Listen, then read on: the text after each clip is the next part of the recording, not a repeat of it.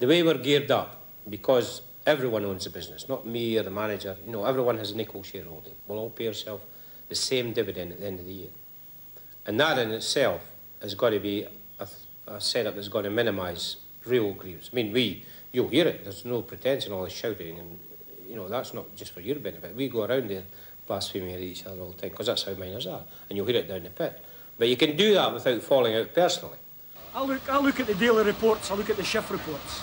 There's more advance coming off of this shift than the other two shifts. Now, they're no any better than yous, and yous aren't any better than them. They're no any worse than yous. They're the same. So what the hell's happening? There's something seriously going wrong. I don't know. It could be that no one person's just not spirited enough to accept the responsibility. The men's got to realise one thing about this fucking pit. It's their pit, and they've got to realise if it goes up in the board up there, if you're working 12 hours, that is the case. We've got to do the 12 hours. If the pit's in a fucking crisis or emergency, it's got to be done till we hit this fucking poultice. Right. And after we get that done, I didn't mind sacrificing fucking for 3 months, fucking awkward shifts and that. I know I've got to do it, John. Weekends and that and all. My weekends I've got to do fucking do. It's got to be done till we get this coal. Once we're in the coal, the pressure will everybody. Right. We're in there, we can get either there or not, then we get down there. That's us. We're fucking rich men after that.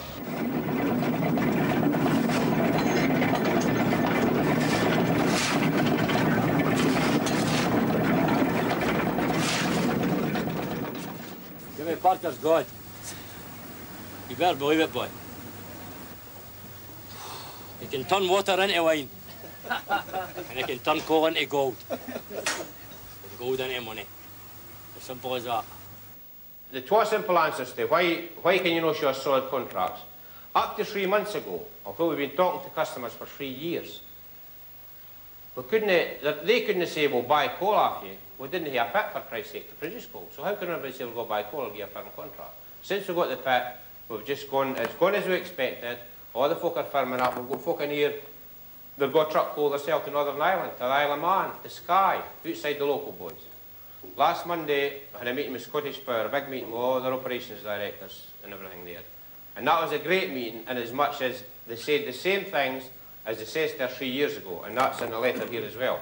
They've now identified an area where they're going to buy coal, and they're putting the tender out in September. And I said, well, could you put a number on that? And they said quite openly, it's 200,000 tonne.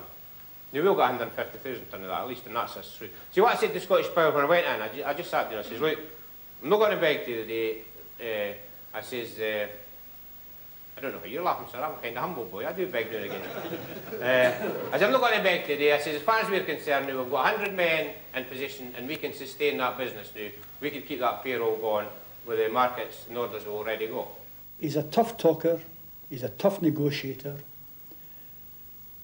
At the outset of this project, you've got to have a toughness. You've got to set certain standards. Jim has high standards. Some of us are finding it very difficult to climb up to those standards. But there's other personalities involved in it, and with a bit of tact and diplomacy and the toughness, yep, we'll get there. Jimmy, can I say something? Right. I think the problem in the coal right now is the lack of communication between the management, under management, the men that's working, directors, chief engineer, chief electrician. There's nobody kens what each other's doing. That's the problem with the pit now. The problem is you didn't care what they did. That's the problem, you didn't care what they did. No, I'm not, no disrespect to anybody, no. We didn't care what's going on in the pit. But that's fair, Judy. That's fair. We've said this before. Communication's always going to be a problem. That's why we always have wars in the world. Folk didn't communicate. We're all bad at that.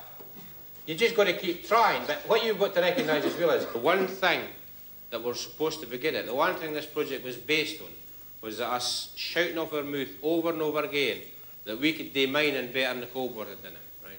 Now, as it's turned out so far, we haven't done that. You're getting no argument for me. In fact, I'll go further. It's my fault. Simple as that. But that's all in the past, right? All I'm saying the new is things has just got to be different. But didn't work for the coal board. This is no an exercise in social engineering. We're a business that has to pay its way, the same as the pub down the road or the wee shop out there that sells ice cream and all that sort of thing.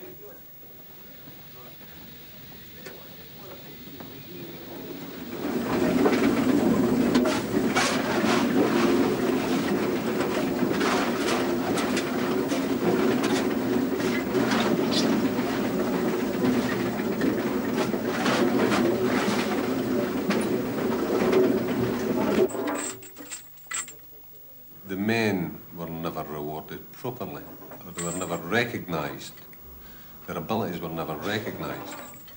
Now, with it being a private enterprise, they have put their money where their mouths are.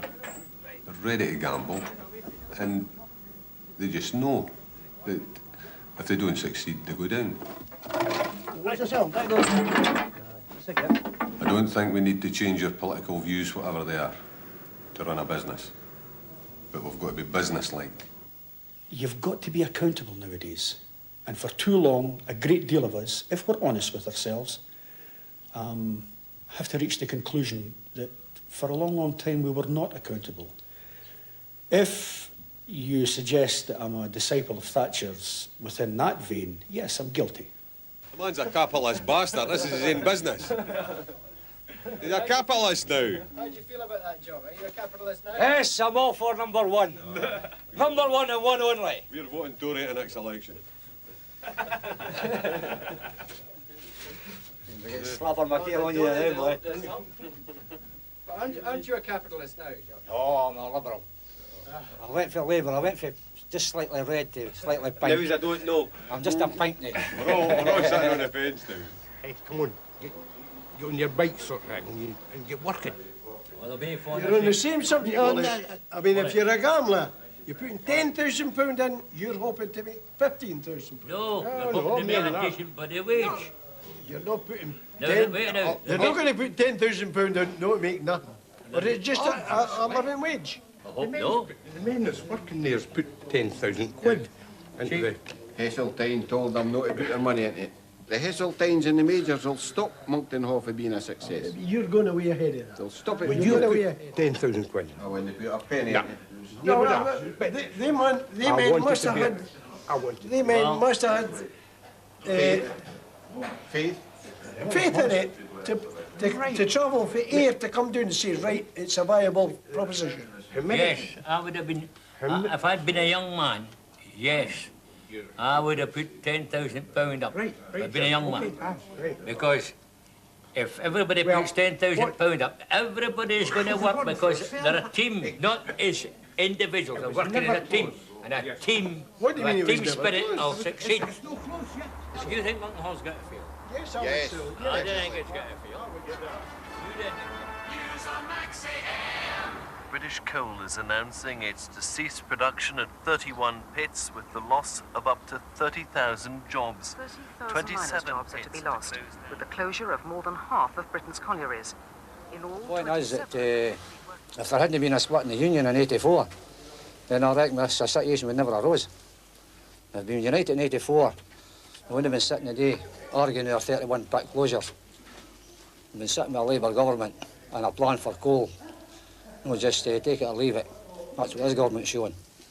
When you see them sitting in Parliament, and like you saw that Michael Heseltine standing up and saying that he was getting Lord, who was it he was going to put in charge of this? Lord Walker, Peter Walker. When he showed you that in the House of Commons, and they were just sitting there laughing. Labour MPs as well, by the way, sitting there laughing. But what these men didn't realise is what they're laughing at. The issue that they're laughing at. For every one of them that's laughing, there'll be 100 miners sitting crying at, at Christmas because they're going to get made redundant. They want to close 31. I'm not going to give up on this again. They want to close 31 pits. They must be brain dead.